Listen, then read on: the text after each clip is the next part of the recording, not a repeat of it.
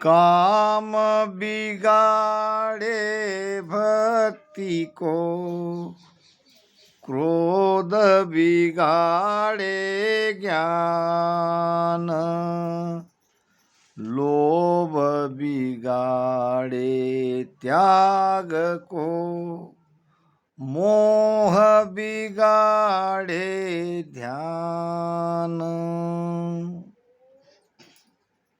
काम बिगाड़े भक्ति को। जिनके घट में अधिक कामना रहती है वो भक्ति कर नहीं पाता। ये काम भक्ति को बिगाड़ता है। लोभ बिगाड़े ज्ञान, क्रोध बिगाड़े ज्ञान। जो क्रोधी है, क्रोधी के पास ज्ञान नहीं ठहरता। लोभ बिगाड़े त्याग को, मोह बिगाड़े ध्यान। लोभ बिगाड़ता है त्याग को। बिगाड़ने का मतलब अति लोभी के पास वैराग्य नहीं आता। वैराग्य उसके ही घट में पैदा होता है जो निर्लोभी है। और मोह बिगाड़े ध्यान। हम कहते हैं कि हमारा ध्यान नहीं होता, हमारा ध्यान नहीं होता। जो अधिक ज़्यादा मोह करता है उससे ध्यान नहीं होता। कबीर साहब कहते हैं, कामी क्रोधी लालची, इनसे भक्ति न होय। भक्ति करे कोई सूरमा, जात वर्ण कुल खोय। कामी क्रोधी लालची। जिसके अंदर कामना है, जो हरदम क्रोध करता है, जो लालची है, लोभी है, ये भक्ति नहीं कर सकता, ये भजन नहीं कर सकता। फिर भजन भक्ति कौन करता है? तो कोई शूरवीर। भक्ति करे कोई सूरमा। आप सभी इस रानी अमरावती की हमारी बहनें, हमारी बेटियां, आप सब शूरवीर हो।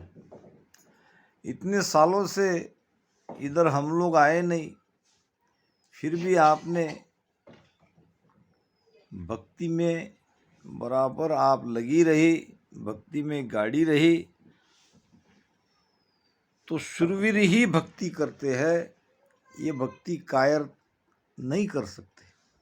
महाराज कहते हैं, भक्ति करे जन सूरा हो, भक्ति करे जन सूरा हो। नहीं कायर को काम साधो, नहीं कायर को काम साधो। भक्ति करे जन सूरा हो, भक्ति करे जन सूरा हो। भक्ति कौन कर सकता है? तो शूरवीर। एक रहता है शूरवीर, एक रहता है कायर। कायर यानी डरपोक। ये डरपोक, ये कायर कभी भक्ति नहीं कर सकता। ये विकारी कभी भक्ति नहीं कर सकता। तो भक्ति में उतरना है, ध्यान में आगे बढ़ना है, तो काम को हटाओ, काम पर विजय पाओ, क्रोध को अपने बस में करो, लोभ को दूर करो और मोह को हटाओ। तभी ये भक्ति बढ़ेगी, तभी भजन बढ़ेगा, तभी आनंद आएगा। तो इसके लिए चाहिए शूरवीर। कायर भक्ति नहीं कर सकता, ये विकारी भक्ति नहीं कर सकता। जैसा कि एक स्त्री बच्चा तो चाहती है, हर स्त्री को लगता है कि वो माँ बने। ऐसी दुनिया में कोई स्त्री नहीं है जो माँ नहीं बनना चाहती। कायर उस स्त्री के जैसा है जो माँ तो बनना चाहती है, माँ का सुख तो लेना चाहती है, मगर बच्चे की पीड़ा सहना नहीं चाहती। बच्चा कोई यूं ही पैदा नहीं होता। बच्चे के लिए हमारी माता को, अपनी माता को 9 महीने तक हमको झेलना पड़ता है गर्भ में। तब कहीं बच्चा होता है, तब आता है आनंद, तब बनती है माता। माता यूं ही नहीं बन जाती। माता के लिए एक स्त्री को कई दुख उठाना पड़ता है, और दुख से तब वो आनंद से भर जाती है जब बच्चा गोद में आता है, बच्चे को खिलाती है, बच्चे को पिलाती है, बच्चे की तरफ देखती है। तो भक्ति का आनंद भी ऐसा ही है। एक माता को जैसे कठिनाई से गुजरना पड़ता है, उसी प्रकार एक भक्त को इन सब विकारों से दूर होना पड़ता है। अब तब कहीं वो भक्ति का आनंद उसे प्राप्त होता है। कहते हैं कि हमेशा हम दूसरों का दोष देखते हैं।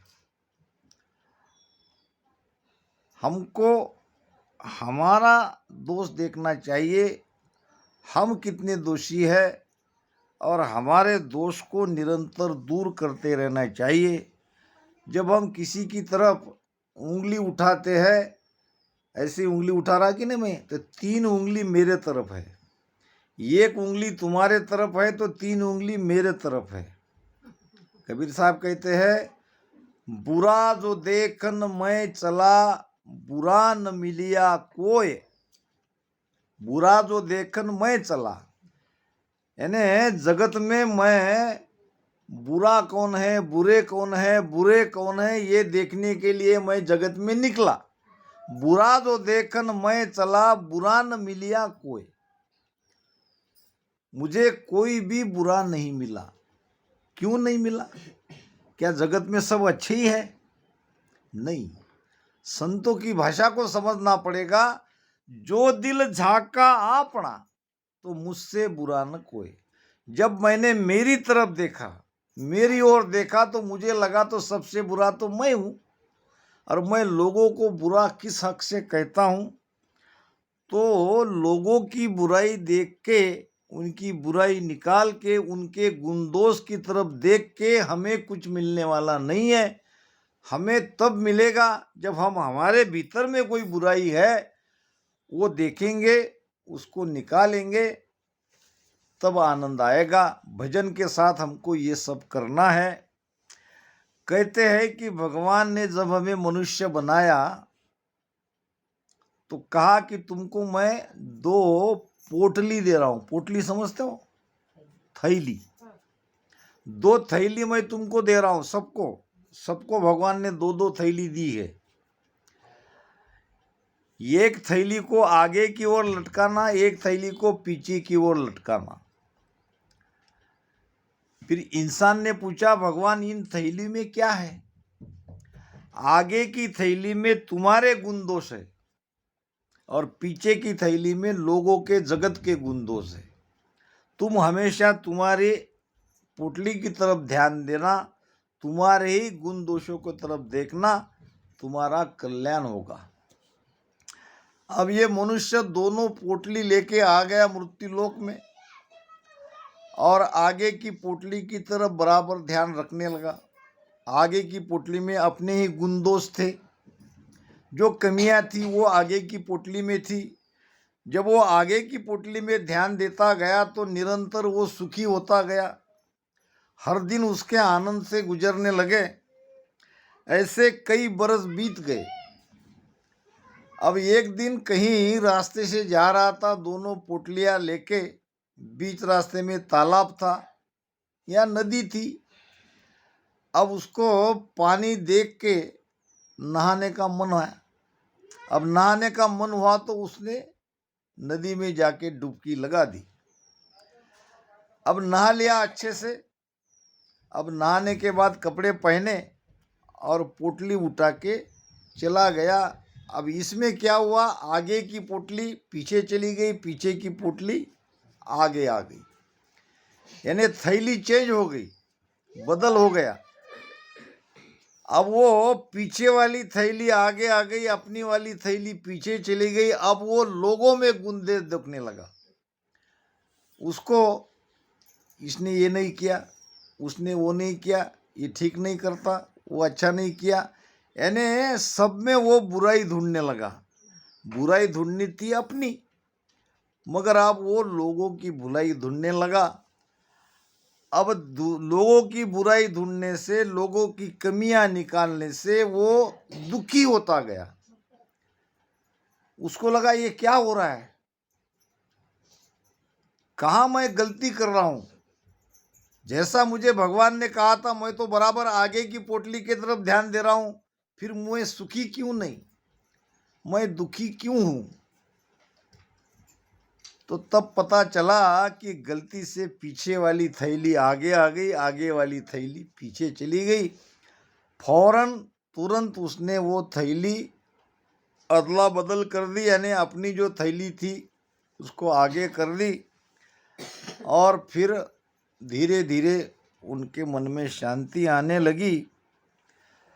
तो महापुरुष फरमाते हैं, काम बिगाड़े भक्ति को, कामी क्रोधी लालची इनसे भक्ति न होए। भक्ति करनी है, आप सब भक्त हो।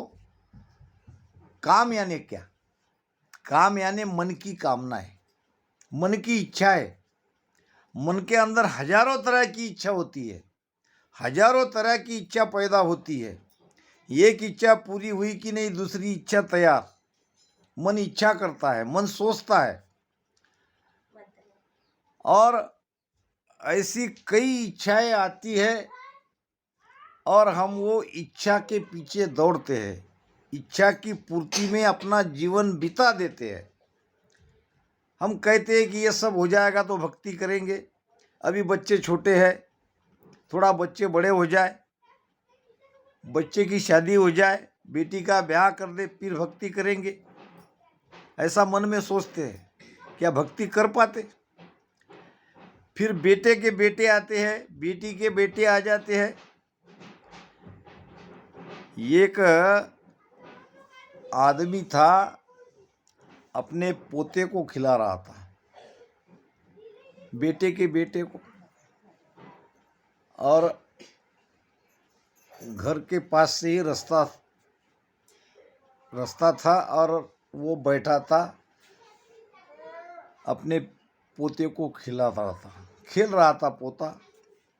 पोता कह रहा था बाबा बाबा बाबा, और उसकी दाढ़ी पकड़ रहा था। अब वहां से कोई एक संत आए, और संत को देख के इस व्यक्ति ने प्रणाम किया, प्रणाम महाराज जी। और महाराज जी ने कहा, कैसे हो भगत? उसने कहा, ठीक हूं। अब महाराज जी आए हो तो कुछ उपदेश तो करते जाओ, कुछ ज्ञान तो देते जाओ। संत ने कहा, ज्ञान मैं क्या दूं, ज्ञान तो तुम्हें तुम्हारा पोता दे रहा है, पोता ज्ञान दे रहा है। सुनो पोता क्या कहता है। पोता कह रहा है, बाबा बाबा बाबा, यानी बाबा बन जाओ, यानी भक्ति करने लगो, भगत बन जाओ। पोता कह रहा है बाबा बन जाओ, तुम मानते नहीं हो। आदमी चतुर था, होशियार था, उसने कहा, महाराज ऐसा है कि मेरी बेटी को भी एक बेटा है। अब जब मैं बेटे को गोद में खिलाता हूँ तो वो कहता है बाबा बाबा। अब जब बेटी के बेटे को गोद में लेके उसको खिलाता हूँ तो वो कहता है नाना नाना नाना। नाना समझते हो ना? यानी एक पोता कहता है कि तू बाबा बन जा, मगर दूसरा पोता कहता है कि मत बन, नाना नाना नाना। अब इस दुविधा में मैं हूँ, अब बताओ मैं क्या करूँ। तो इसी प्रकार मैं करते करते करते हमारी आयु गुजर जाती है। फिर आखिर में हम कुछ करना चाहते तो आखिर में क्या होगा? भक्ति तो समय पे करनी चाहिए। जैसे अब बुढ़ापा आ गया, बुढ़ापा तो वैसे भी घर के भी लोग बूढ़े लोगों तो दूर ही रखते, थोड़ा उनके प्रति प्रीति कम हो जाती है। तो जब घर वाले प्यार नहीं देते तो भगवान उसे प्यार करेगा, भगवान अपने पास रखेगा। जिंदगी भर तुमने इसी के लिए जीवन बिता दिया और आखिर में परमात्मा का नाम लेने जाए तो वो भी बराबर आता नहीं है, क्योंकि जबान नहीं चलती, सीधे बैठ नहीं पाते, गर्दन हिलती है, हाथ पैर कांपते हैं।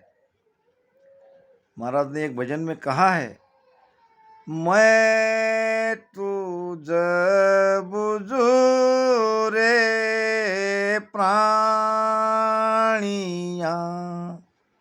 सनमुख कदवेलो, मैं तुझ बुझू रे प्राणिया, सनमुख कदवेलो,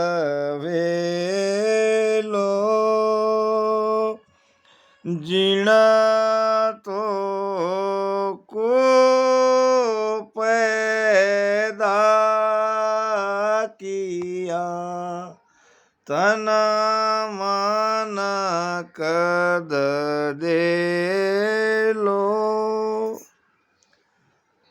परमात्मा पूछते हैं, सदगुरु पूछते हैं इस जीव को कि तुम परमात्मा के सन्मुख कब होगे, तुम राम जी का भजन कब करोगे।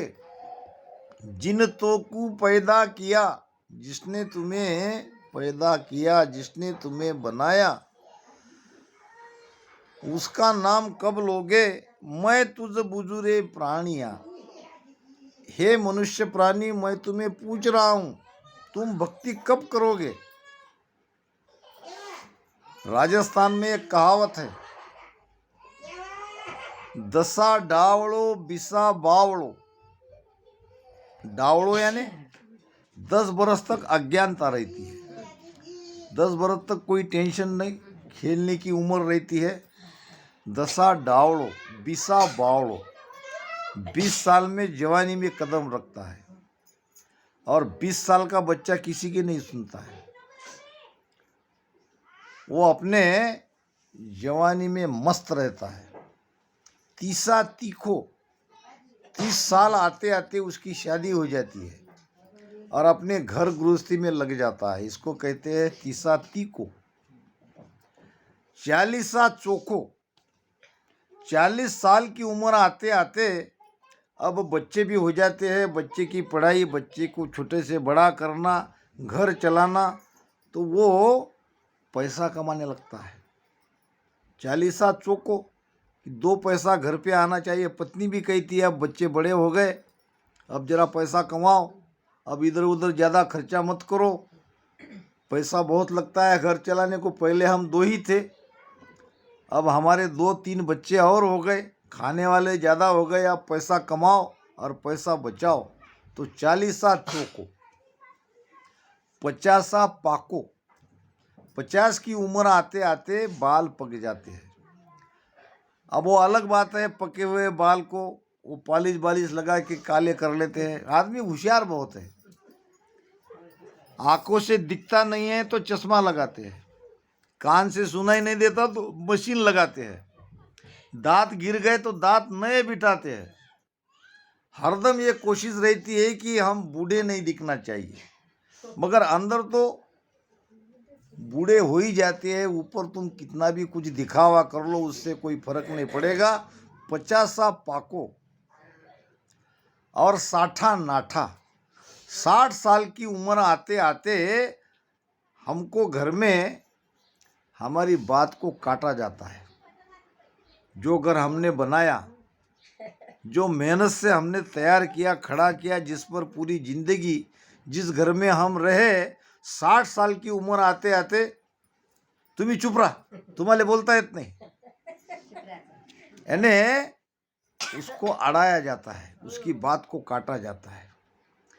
फिर वो भी हार मान लेता है, चलो भाई मेरी सुनते नहीं तो क्या करे। मगर बूढ़े आदमी जब तक जीवित है तब तक काम के ही है। एक दृष्टांत याद आ गया, कहीं एक शादी तय हुई, लड़का लड़की का ब्याह, लड़की अच्छी थी, फिर बातचीत हो गई और शादी भी तय हो गई। तो लड़की के पिता ने या लड़की वालों ने एक शर्त रखी, जब ये शादी करने के लिए निकले, दूल्हा बनकर निकले, पुराने ज़माने में बैलगाड़ी पे बारात जाती थी, तो आगे एक नदी लगी, नदी के उस पार गांव था और गांव में वहाँ लोग आके सब खड़े हो गए, लड़के वाले और इधर ये लड़की वाले और इधर ये लड़के वाले जा रहे थे। अब नदी पार करके उस गांव जाना था, उस गांव में शादी तय होनी थी। अब लड़की वाले कहने लगे कि हमारी एक शर्त है। पहले ही शर्त कहा था कि भाई शादी, जब तुम शादी करने के लिए आओगे तो किसी बूढ़े व्यक्ति को नहीं लाना साथ में, सब जवान ही जवान होना, एक भी बूढ़ा नहीं दिखना चाहिए, मगर लड़के का नाना माना नहीं। उसने कहा मुझे तो शादी में जाना ही जाना है। तो भाई वो तो बूढ़े लोगों को मना कर रहे हैं, मैं छुप के जाऊंगा, मैं किसी को दिखूंगा नहीं, मगर मुझे जाना है। तो एक गाड़ी में छुप के वो आ गया। अब रास्ते में नदी लगी, नदी के तट पर लड़की वालों ने कहा कि भाई हमारी एक और शर्त है, वो शर्त पूरी करोगे तो तुम्हारे लड़के के साथ हम बेटी को ब्याहेंगे, नहीं तो बारात वापस। अब लोगों ने कहा क्या शर्त? शर्त यह है कि ये नदी का जो पानी है, ये नदी पानी से बह रही है, इसको दूध कर दो, पानी को दूध बना दो, यानी अब दूध से बहनी चाहिए। अब देखो कितना भी दूध क्यों न हो, क्या पानी के जैसा दूध को बहा सकते हैं? 10 litre, 50 litre, 100 litre, 200 litre, 500 litre सब गांव में देखे तो क्या 500-1000 लीटर से क्या नदी दूध की बनेगी? नहीं बन सकती। सब थक गए भाई, ये तो मुश्किल है, अब क्या करें? अब बारात वापस ले जाना है, लड़का रहेगा बिन शादी का। तो अंदर जो बैठा था नाना, वो सुन रहा था सब। क्या हुआ भाई?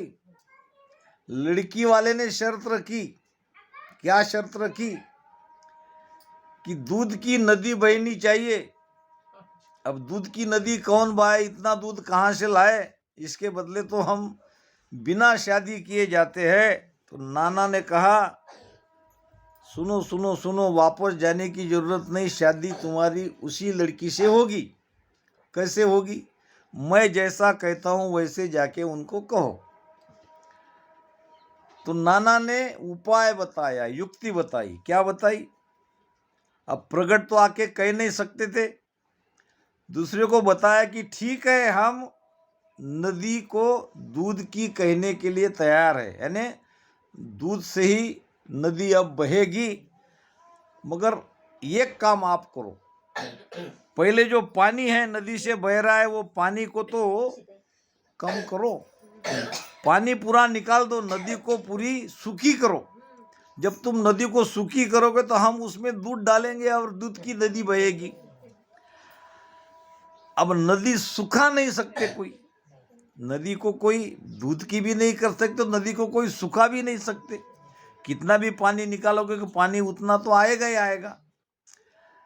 लोगों ने कहा हम नदी को सुखा नहीं सकते, मगर ये बताओ कि ये आपको किसने बताया? जरूर आपके साथ कोई बुढ़ा आया है, नहीं तो ये आपके दिमाग की उपज नहीं है। कोई न कोई बुढ़ा जरूर आया है। अब तब बुढ़े को पकड़ लिया, और बात ऐसी है कि ये बूढ़े काम के हैं, मगर वो परिवार वाले उसके महत्व को जाने तब। मगर 60 साल में उसकी बात टाली जाती है, साठा नाठा। अब आया 70। अब क्या आया? 70। 60 से 70। नहीं कोई उसका मित्र। अब कोई उसका मित्र नहीं है। एकादा पोता एकादी पोती आके डाल देती है भोजन, वहीं बैठा रहे, वहीं आराम कर, वहीं खा, और कुछ लगे तो बताना। और वो सब अपने अपने कमरे में, ये बैठा अपना बाहर, नहीं तो ये कोने में। अब आया 70, नहीं कोई उसका मित्र। फिर आई 80। 80 में गाड़ी फंसी। 80 साल तो बचते नहीं, कोई एकादा बच भी गया तो कितनी खराब हालत उसकी होती है, ये वही जाने। तो हमको ये सोचना है कि एक दिन हमारे साथ भी यही होगा, तो जीवन कैसे जीना पड़ेगा? हम रात दिन मर मर मर मर कहते हैं पैसा पैसा पैसा पैसा। एक व्यक्ति को रात में सोते हुए सपना आया। अब सपने में उसने देखा कि वो मर गया। मरते ना सपने में, हम आते हैं सपना ऐसा। अब मर गया तो उसके कुछ अच्छे कर्म भी हो गए, तो वो गया स्वर्ग में। सपने में स्वर्ग में चला गया, एक सूटकेस लेके। इंद्र ने कहा इसमें क्या है? तो इसमें मेरी पूरी जीवन भर की कमाई है। कितनी है? 5 करोड़। ऐसा 5 करोड़ आपने कमाया है और ये सूटकेस में भर के यहाँ लाए हो? ठीक है, रख दो बैंक के लॉकर में। बैंक का लॉकर दे दिया, उसमें ये 5 करोड़ रखवा दिए। अब फिर एक कमरे में जाके आराम किया, नींद हो गई, उठा, फ्रेश हो गया, हाथ मुंह धोया, और फिर गया खरीदारी करने के लिए। स्वर्ग में भी दुकानें बड़ी बड़ी थी। अब दुकान को देखा, दुकान में बहुत सारे सामान थे। कुछ सामान उसने लिए, टोकरी में रखे, और गया पैसा देने के लिए काउंटर पर। जेब से 2-2 हज़ार के कड़क नोट निकाले। दुकानदार ने कहा ये नोट यहाँ चलते नहीं, ये स्वर्ग है, स्वर्ग में तुम्हारे मृत्यु लोक के पैसे चलते नहीं। फिर गया इंद्र के पास, महाराज वो दुकानदार पैसा नहीं ले रहा है, क्या मेरे पैसे नहीं चलते? उसने कहा तुम्हारे नहीं, किसी के पैसे यहाँ नहीं चलते। टाटा के 55 करोड़, बिरला के 50 करोड़, अंबानी के 30 करोड़ डॉलर, अमेरिकन डॉलर, इतना पैसा यहाँ उन्होंने लाया, मगर सब रद्दी हो गए, सब कागज हो गए, एक पैसा भी उनका नहीं चला। उसने कहा हे राम, फिर यहाँ चलता क्या है? यहाँ केवल वही चलता है अगर तुमने किसी गरीब की मदद करी, किसी दुखिया का दुख दूर किया हो, किसी भूखे को खाना खिलाया हो, किसी गरीब की बेटी का ब्याह कराया हो, किसी अनाथ बच्चे को पढ़ाया लिखाया हो, किसी अंधे अपंग की मदद की हो, तो उसका लाभ यहाँ मिलता है। बाकी तो यहाँ कुछ नहीं चलता। उसने अपने माथे पर हाथ रखा, हे भगवान मैंने क्या किया? मैंने तो रात नहीं देखा, दिन नहीं देखा, बूढ़े माँ बाप की सेवा नहीं करी, बच्चों पर प्रेम नहीं किया, पत्नी के बीमारी की तरफ ध्यान नहीं दिया, रात दिन पैसा कमाया, रात दिन पैसा कमाया, और ये पैसा किसी काम का नहीं है। यहाँ तो ये चल ही नहीं रहा है। अब क्या करूँ? अब पछतावा करने लगा। अब इंद्र के सामने गिड़गिड़ाने लगा, हे भगवान मुझे क्षमा करो, मुझे दोबारा एक बार मुझे मनुष्य जन्म दो, अब मैं सब अच्छे काम करूँगा। अब मैं समझ गया कि पैसा कमाना ही जीवन का उद्देश्य नहीं है। जीवन का उद्देश्य है जीवन को आनंद में जीना, भक्ति के साथ जीना। हाथ काम मुख राम है, हृदय साची प्रीत, जन दरिया संसार में यही उत्तम रीत। कैसे जीना है? हाथ काम, हमको किसी के आश्रित नहीं रहना है, हमको मेहनत का खाना है, भीख नहीं मांगनी है, हाथ से काम करना है, मुख से राम राम रटन करना है। हाथ काम मुख राम है, हृदय साची प्रीत। आप यहाँ बैठे हो तो राम राम करते करते भी सत्संग सुन सकते हो। आपके हृदय में परमात्मा के प्रति सच्ची प्रीति चाहिए, सच्ची लगन चाहिए। जन दरिया संसार में यही उत्तम रीत, यही सबसे बढ़िया रीत है, यही सबसे बढ़िया जीने का तरीका है। इसी प्रकार को हमको जीना है। तो इंद्र ने कहा उसको तथास्तु। अब तथास्तु कहते ही उसकी नींद खुल गई।